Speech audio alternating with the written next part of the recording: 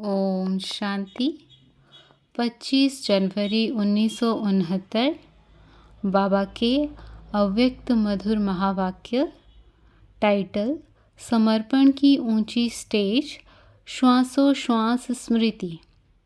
बाबा कहे, अव्यक्त स्थिति में स्थित होकर अव्यक्त को व्यक्त में देखो। आज एक प्रश्न पूछ रहे हैं, सर्वसमर्पण बने हो? सर्वसमर्पण है ही। यह सभी का विचार है या और कोई और विचार है? सर्वसमर्पण किसको कहा जाता है? सर्व में यह देह का भान भी आता है।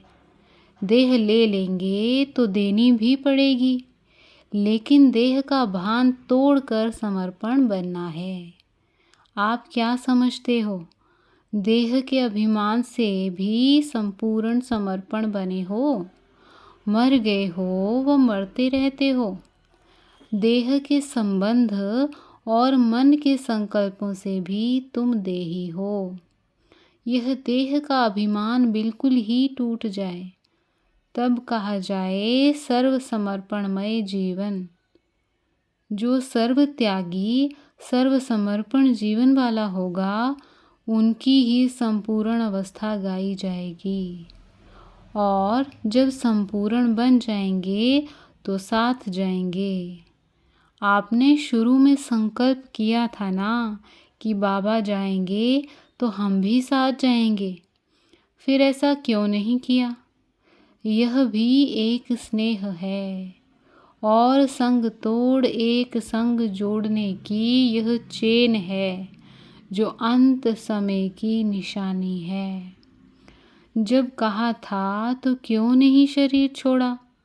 छोड़ सकते हो, अभी छूट भी नहीं सकता, क्योंकि जब तक हिसाब किताब है अपने शरीर से, तब तक छूट नहीं सकता। योग से या भोग से हिसाब किताब चुकतू ज़रूर करना पड़ता है। कोई भी कड़ा हिसाब किताब रहा हुआ है तो यह शरीर रहेगा, छूट नहीं सकता।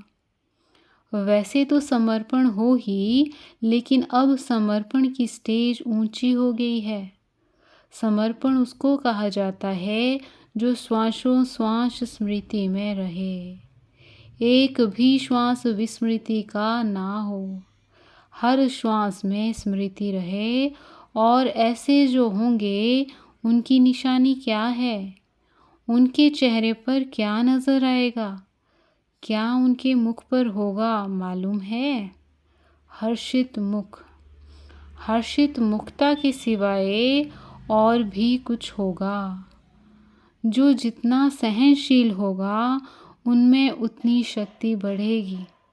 जो श्वासोश्वास स्मृति में रहता होगा उसमें सहनशीलता का गुण ज़रूर होगा।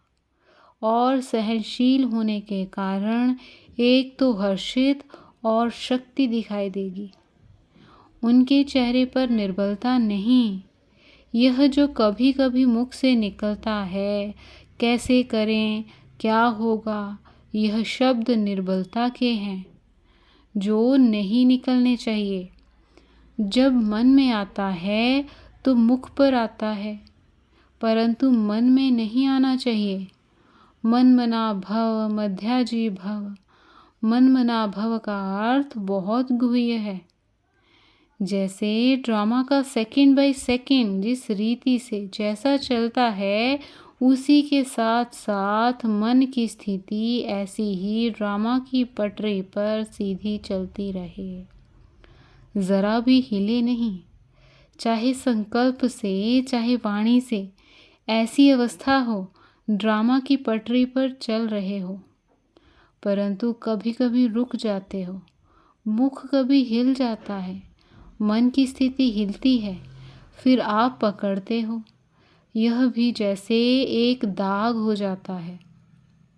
अच्छा, फिर भी एक बात अब तक भी कुछ वाणी तक आई है, प्रैक्टिकल में नहीं आई है। कौन सी बात वाणी तक आई है, प्रैक्टिकल नहीं? यही ड्रामा की ढाल जो सुनाई। लेकिन और बात भी बता रहे थे। वह यह है, जैसे अब समय नज़दीक है, वैसे समय के अनुसार जो अंतर्मुखता की अवस्था, वाणी से परे अंतर्मुख होकर कर्मणा में अव्यक्त स्थिति में रहकर धारण करने की अवस्था दिखाई देनी चाहिए, वह कुछ अभी भी कम है। कारोबार भी चले और यह स्थिति भी रहे, यह दोनों ही इकट्ठा एक समान रहे, अभी इसमें कमी है। अब साकार तो अव्यक्त स्थिति स्वरूप है, लेकिन आप बच्चे भी अव्यक्त स्थिति में स्थित होंगे तो अव्यक्त मुलाकात का अलौकिक अनुभव कर सकते हो। एक मुख्य बात और भी है, वर्तमान समय ध्यान पर देते हैं जो तुम्हारे में होनी चाहिए। वह कौन सी? कोई को आता है जो मुख्य साकार रूप में भी कहते थे, अमृत वेले उठना। अमृत वेले के वायुमंडल ऐसा ही रहेगा।